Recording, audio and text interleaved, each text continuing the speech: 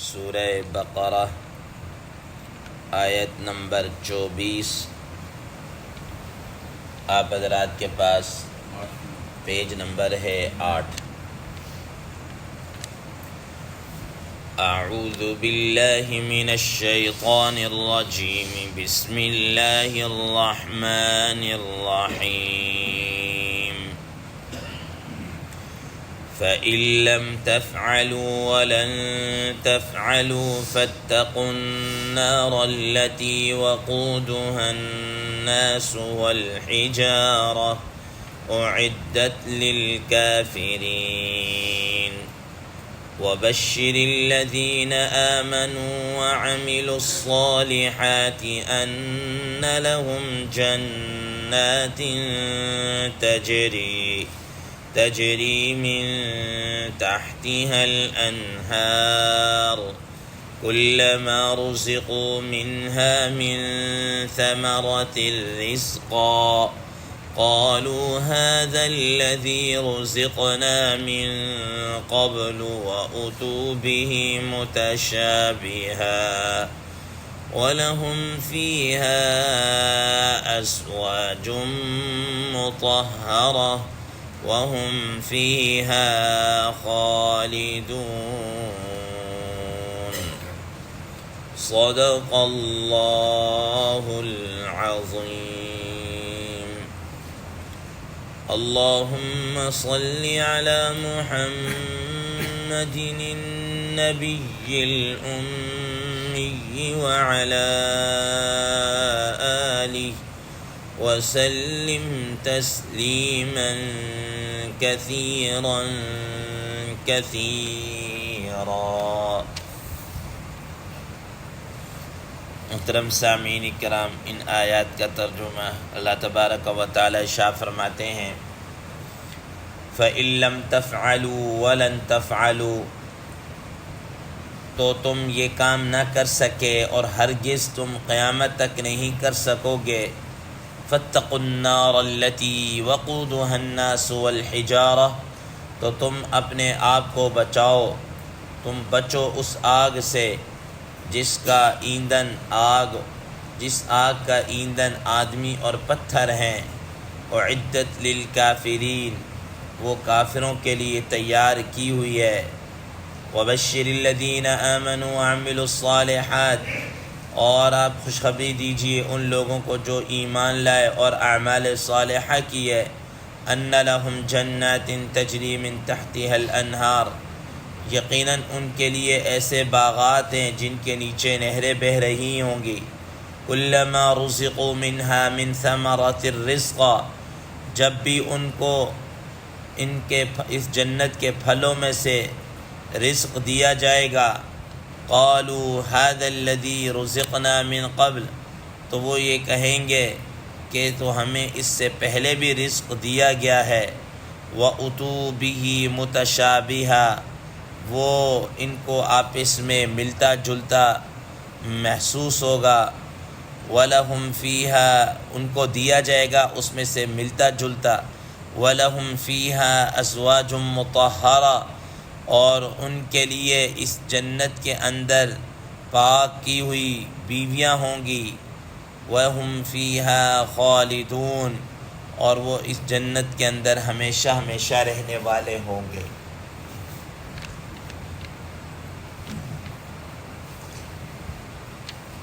محترم سامعین کرام، ما قبل کی آیت مبارکہ میں اللہ تبارک و تعالی نے رسول اللہ صلی اللہ علیہ وسلم کی رسالت کو قرآن مجید کی حقانیت کے ضمن میں بیان کیا ہے، اور اس ضمن کے اندر اللہ تبارک و تعالی نے چیلنج بھی دیا کہ اس جیسا کلام تو تم لے کر آؤ، اور فرما دیا آج کی اس زیر درس آیت مبارکہ میں فرما دیا کہ تم اس چیلنج کو نہ قبول کر سکے ہو نہ کر سکو گے،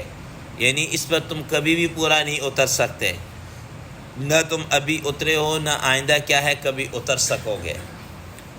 محترم سامعین کرام، یہاں پر اب بہت ساری باتیں ہیں جن کو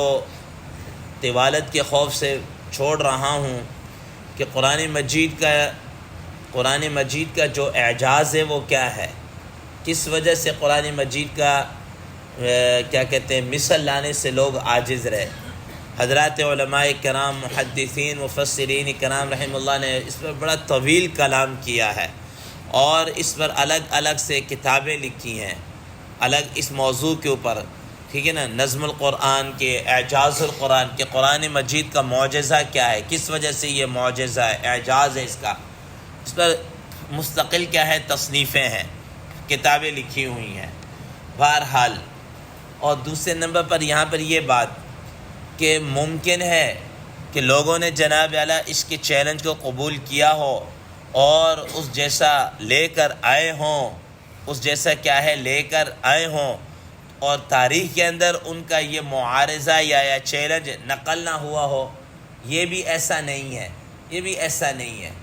محترم سامعین کرام، آپ حضرات کے سامنے کل مختصراً یہ بات بیان کی تھی کہ دیکھیں قرآن مجید کے اس چیلنج کو اللہ تعالیٰ جب اوپن رکھا تو لوگوں نے کوشش کی، ایسا نہیں ہے کہ نہیں کی، کوشش کی ہے، ٹھیک ہے، لیکن ان کو خود اپنے منہ کی کھانا پڑی۔ اور اس زمن کے اندر مسیلمہ کذاب جس نے نبوت کا دعویٰ کیا تھا، اس نے کچھ کلام لانے کی بھی کوشش کی ہے، لے کر بھی آیا ہے، خود اس کے جو فالورز ہیں اس کے پیروکار، انہوں نے ہی اس کلام کو اس کے منہ پر دے مارا کہ یہ کوئی کلام ہے، یہ اس کے مقابلے کا ہے، ٹھیک ہے نا۔ اگر آپ کیا کہتے ہیں مشرکین مکہ کے جو بڑے بڑے سردار تھے، ٹھیک ہے، چاہے وہ ابو جہل ہو، چاہے وہ اخنس بن شریق ہو، چاہے یہ عتبہ، یہ نجی محفلوں کے اندر قرآن مجید کی حقانیت کا اقرار کرتے تھے، ٹھیک ہے نا۔ یہ اگر ایمان نہیں لے کر آئے تو اس کی اور وجہ ہے، لیکن یہ ہے کہ یہ قرآن مجید کی حقانیت اور اس کا کلام اللہ ہونا، یہ اس کو مانتے تھے اور یہ سمجھتے تھے، کیونکہ فصیح اور بلیغ ان کو پتہ تھا کہ یار یہ کچھ چیز ہے، یہ کاہنوں کا کلام نہیں ہے، یہ شعراء کا کلام نہیں ہے، یہ کوئی اللہ تعالیٰ ہی کی طرف سے نازل کردہ کیا ہے، یہ کوئی کلام ہے۔ محترم سامعین کرام، تو بہرحال ایسا نہیں ہے کہ تاریخ کے اندر کسی نے اس چیلنج کو قبول نہ کیا ہو، چیلنج کو قبول کیا ہے اور اس کو انہوں نے کوشش کی بھی کی، لیکن وہ منہ کی ان کو کیا کھانا پڑے۔ عرب کا سب سے بڑا مشہور و فصیح و بلیغ، ٹھیک ہے نہیں، جس کا نام صحبان بن وائل ہے، جس کے بارے میں تاریخ کی کتابوں کے اندر یہ بات لکھی کہ اتنا فصیح اور بلیغ انسان کہ جب سے وہ بالغ ہوا ہے، بلوغت کے بعد سے لے کر مرنے تک اس نے کوئی مقرر بات نہیں کی ہے۔ کوئی بات اگر مقرر کرنی تھی نا، میں ایک چھوٹی سی مثال دے دوں سمجھانے کے لیے، کہ اگر اس نے کہا ہو مثال کے طور پر کہ کھانا لے کر آؤ، اب یہ اگر اس نے اپنے الفاظ میں کھانا لے کر آؤ کہا ہوا نا، اپنے گھر والوں کو یا کسی کو یہ کام 2 بار کہو بھائی کرو، تو اس نے اگر ایک مرتبہ کہہ دیا نا، دوبارہ اگر اس نے وہ لفظ بولا ہے نا تو کوئی اور الفاظ بولیں جس کا معنی یہ ہے کہ تم کھانا لے کر آؤ، بعین ہی پہلے لفظ نہیں بولے اس نے۔ یہ تاریخ کی کتابوں کے اندر لکھا ہوا ہے، ایسا فصیح و بلیغ آدمی، وہ بھی قرآن مجید کے اس چیلنج کو قبول کرنے سے عاجز آ گیا، اور اس نے کہا کہ یہ کسی انسان کا کلام نہیں ہے، ٹھیک ہے نا۔ یہ فصیح و بلیغ، تو اللہ تبارک و تعالیٰ نے اسی کے متعلق بھی فرمایا کہ فَإِن لَمْ تَفْعَلُوا وَلَن تَفْعَلُوا، کہ ٹھیک ہے نا، تم نہ کر سکے ہو اور نہ کر سکو گے۔ ظاہر ہے رسول اللہ صلی اللہ علیہ وسلم کی جو رسالت ہے، یہ کسی ایک خطے کے لیے نہیں ہے، یہ کسی ایک ٹائم ٹیبل کے لیے نہیں ہے، یہ تا قیامت جناب والا کیا ہے، آنے والے انسانوں کے لیے ہے، ٹھیک ہے نا۔ تو اللہ تبارک و تعالیٰ کا یہ چیلنج بھی یہ کیا کہتے ہیں، تا قیامت آنے والے انسانوں کے لیے ہے، تا قیامت آنے والے انسانوں کے لیے ہے، ٹھیک ہے نا، کہ وہ اس چیلنج کو قبول کرے۔ اللہ تبارک و تعالیٰ کے علاوہ چھوڑ کر دنیا کی کوئی سی طاقت آپ کیا ہے لے کر آ جائیں اور جناب اعلیٰ وہ اس کا مقابلہ نہیں لا سکتے، اس جیسا بالکل نہ لا۔ تو اللہ تبارک و تعالیٰ لم تفعلوا ولن تفعلوا، نہ کر سکے ہو اور ولن تفعلوا، نہ ہرگز یہ کر سکو گے، ٹھیک ہے نا، ہرگز یہ کبھی بھی نہیں کر سکو گے، ٹھیک ہے کہ نہیں۔ ایک ہوتا ہے اس بات کے اندر مبالغہ اور اس بات کے اندر، اور ایک ہوتا ہے نفی کے اندر، ٹھیک ہے، نفی کے اندر ولن تفعلوا، نفی کے اندر مبالغہ ہے کہ نا کہ تم ہرگز بھی نہیں کر سکو گے، ٹھیک ہے نا، ہرگز بھی تم نہیں کر سکو گے۔ تو محترم سامعین کرام، حقیقتاً یہ ایسا ہی ہے جیسا نہیں کر سکتے۔ اور بعض حضرات نے جو مشرکین مکہ تھے انہوں نے یہ کہنے کی کوشش کی کہ صاحب یہ جناب رسول اللہ صلی اللہ علیہ وسلم یہ ایک رومی غلام تھا عداس، جو سیدنا حضرت یونس علیہ السلام یا کسی صاحب کا شریعت پر ایمان رکھتا تھا۔ رسول اللہ صلی اللہ علیہ وسلم کبھی کبھار جناب اللہ اس کے باغ کے اندر تشریف لے جاتے تھے اور اس طریقے سے۔ تو انہوں نے کہا کہ یہ جو رومی جو تورات اور انجیل کو کچھ نہ کچھ جانتا ہے، لگتا ہے رسول اللہ صلی اللہ علیہ وسلم نے اس سے سیکھا ہے، اس سے سیکھ رہا ہے۔ اللہ تبارک و تعالی نے قرآن مجید کے اندر اس کو بھی جناب اعلیٰ کیا کہتے ہیں بیان کیا ہے کہ یہ ان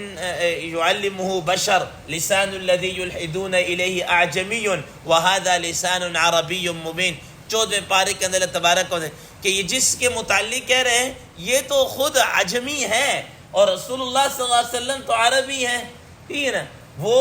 اس سے آپ صلی اللہ علیہ وسلم کیسے سیکھ سکتے ہیں جو خود کیا ہے عجمی ہو۔ اب مجھے جناب علیہ مثال کے طور پر ایک آدمی یہ کہ مثال کے طور پر جی کہ ایک آدمی انگریز ہو، انگریزی زبان کا بڑا ماہر ہو اور بڑی فصیح، اس کے متعلق ہے کہ ہاں جی اس کو انگریزی آتی ہے، مثال کے طور پر وہ مجھ جیسے کوڑ دماغ کا قید ہے جس کو انگلش کا کچھ پتہ ہی نہیں ہے، ٹھیک ہے جی کہ ہاں یہ ان کے پاس جاتا تھا نا، اٹھتا تھا بیٹھتا تھا، تو یہ یقیناً اس سے انگلش سیکھی ہے۔ یہ تو بالکل فضول قسم کا کیا ہے بات ہے کہ بھئی ایک آدمی جس کو جناب عربی زبان جس کی ہے ہی نہیں ہے، جس کو پتہ ہی، جس کی اونچ نیچ کا ہی نہیں پتہ، اس کے پاس جا کے آدمی کیسے سیکھ سکتا ہے؟ آپ کبھی اپنے بیٹے کو کسی ایسے ٹیچر کے پاس بھیجیں گے، آپ نے اپنے بیٹے کو جناب فرینچ سکھانی ہو، ٹھیک ہے نا، اب فرینچ سکھانے کے لیے آپ اس کو میرے پاس کبھی بھیجیں گے کہ ٹھیک ہے جی مولانا صاحب ہیں، بہت اچھا قرآن پڑھتے ہیں، بڑے اچھے ہیں، فلاں ٹنگان، بڑی میری تعریف ہی کر دیں، تو آپ فرینچ سکھانے کے لیے آپ میرے پاس بھیج دیں تو کیا میں سکھا؟ مجھے تو آتی ہی نہیں ہے، تو یہ تو سوال ہی پیدا نہیں ہو سکتا۔ تو فرمایا کہ انما یعلمہ بشر لسان الذی یلحدون الیہ اعجمی وہذا لسان عربی مبین، کہ یہ تو رومی غلام خود عجمی ہے، اس کو عربی کی نزاکتوں کا، فصاحت کا، بلاغت کا، اتار چڑھاؤ کا، زبان کے اتار چڑھاؤ کا کیا پتہ ہے، اور رسول اللہ صلی اللہ علیہ وسلم تو کیا خالصتاً عربی ہیں، ٹھیک ہے، خالصتاً عربی ہے۔ تو اس لیے اللہ تبارک و تعالی نے فرمایا کہ جب تم نہ کر سکے ہو، نہ کر سکو گے، تو پھر اللہ تبارک و تعالی نے اگلی بات یہ فرمائی فَاتَّقُوا النَّارَ الَّتِي وَقُودُهَا النَّاسُ وَالْحِجَارَةُ، پھر تم اس آگ سے اپنے آپ کو بچا لو جس آگ کا ایندھن انسان اور پتھر ہے، جس آگ کا ایندھن انسان اور پتھر ہے۔ محترم سامعین کرام، دنیا کے اندر تو کیا کہتے ہیں انسان لکڑیاں جلاتا ہے، اور آج کل گیس آ گئی ہے، جدید زمانے کے اندر گیس آ چکی ہے، لیکن پرانے زمانے کے اندر جس طرح لکڑیاں جلایا کرتے تھے اسی طرح پتھروں کی کیا ہوتی آگ ہوتی، جیسے کوئلہ آپ دیکھتے ہیں جلاتے ہیں اور اس کی آگ جو ہے بڑی شدت والی ہوتی ہے۔ تو فرمایا کہ قیامت والے دن اس جہنم کی آگ کا ایندھن کیا ہوں گے؟ انسان اور پتھر ہوں گے، ایندھن انسان، اور پتھر کون سے ہوں گے؟ پتھر کون سے ہوں گے؟ حضرات مفسرین کرام رحمہم اللہ فرماتے ہیں، فرمایا کہ یہ وہ پتھر ہوں گے جن کو دنیا کے اندر رہ کر لوگوں نے جناب علیہ بت بنائے تھے، پوجا پاٹ کی تھی، جن کے بت بنائے۔ انکم وما تعبدون من دون اللہ حصب جہنم انتم لہا واردون، یہ وہی تو جس کی تم عبادت کرتے تھے اللہ تعالیٰ کے علاوہ تمہارے معبود، وہ سارے کے سارے جہنم کا کیا ہے؟ ایندھن بنیں گے، وہ سارے کے سارے ایندھن بنیں گے۔ اور اس کے علاوہ بھی باقی جو پتھر ہوں گے، کیونکہ پتھروں کی آگ بڑی شدید ترین کیا ہوتی ہے؟ آگ ہوتی ہے، تو فرمایا کہ اس آگ کا ایندھن انسان اور پتھر ہے، اور اس آگ کی جو آگ کا جو ٹمپریچر ہے وہ ہماری اس دنیا سے 69 گنا کیا ہوگا؟ زائد ہوگا۔ اس کا ٹمپریچر اس دنیا کی آگ کے ٹمپریچر سے کیا ہے؟ 69 گنا کیا ہوگا؟ زائد ہوگا۔ محترم سامعین کرام، اب بات یہ ہے کہ دنیا کے اندر جو ٹمپریچر آگ کا ہے، کون سی آگ ہے جس سے یہ 69 گنا زیادہ ہوگا؟ کون سا ٹمپریچر ہے؟ کون سی ایسی حرارت ہے؟ اس کے بارے میں انسان کچھ کہہ نہیں سکتا۔ دیکھیں ایک آگ وہ ہے جو آپ ماچس جلاتے ہیں تو ہلکی سی آگ نکلتی، ایک آگ یہ لائٹر جلاتے ہیں اس سے بھی ایک آگ نکلتی، ایک آگ وہ ہے، آپ چولہا جلاتے ہیں آگ وہ بھی ہے، آپ کوئی لکڑیاں جلاتے ہیں وہ شعلے اڑتے ہیں آگ وہ بھی ہے، ایک آگ وہ جنگلات کے اندر لگتی ہے، ایک آگ وہ بھی ہے، ایک آگ وہ بھی ہے جو جناب اعلیٰ میں نے شاید آپ حضرات کو پہلے بھی بتایا ہوگا کہ یہ کیا کہتے ہیں شیخو پورہ روڈ کے اوپر ایک فیکٹری تھی اب تو وہ کسی اور نام میں کنورٹ ہوگی، فوجی فرٹیلائزر کے نام سے، پہلے وہ ڈی ایچ کے نام سے تھی، داؤد ہرکولیس کے نام سے۔ یہاں پر یہ ایمونیا گیس اور یہ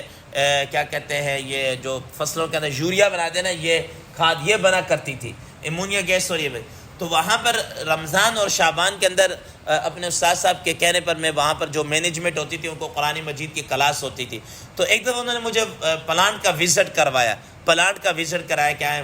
تو وہ جو وزٹ کروانے والا تھا اس نے مختلف چیزیں دکھائی، بڑا عجیب پلانٹ، میں تو حیران رہ گیا اس کو دیکھ کر، ٹھیک ہے۔ تو اس کے بعد اسے جناب اس نے کہا جی کہ آئے مولانا آپ کو جہنم دکھا دو، میرے گھر جہنم، اللہ معاف کرے، جہنم کدھر آ گئی؟ تو اس نے جناب اللہ تھوڑے سے مجھے اوپر ایک لے گئی، ایک بھٹی نما ایک جگہ تھی، ٹھیک ہے نا، جو ان کا کوئی سسٹم ہوگا، 12 بھٹی تھی، تو اس نے جناب اللہ اس کا ہلکا سا ڈھکن کھولا، تو اس نے کہا کہ یہ آپ کو اندر آگ لگی ہوئی نظر آ رہی نا؟ میں نے کہا جی آ رہی۔ تو اس نے کہا یہ پتہ نہیں کتنے فارن ہائٹ کے اوپر کیا ہے یہ آگ چل رہی ہے، کتنے فارن ہائٹ کے اوپر یہ آگ کیا ہے چل رہی ہے، اس سے کوئی فگر بولا تھا، مجھے ابھی یاد نہیں ہے۔ تو اب وہ کہنے لگا کہ مولانا یہ بتائیں کہ حدیث شریف میں آتا ہے کہ رسول اللہ